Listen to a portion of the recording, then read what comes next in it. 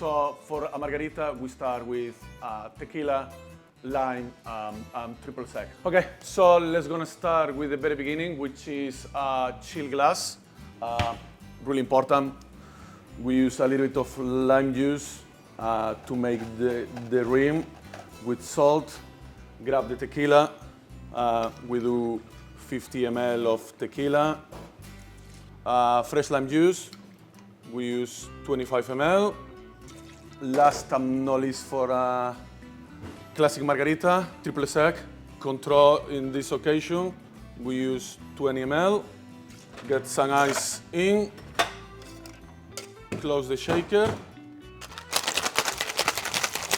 Shake for 10-15 seconds.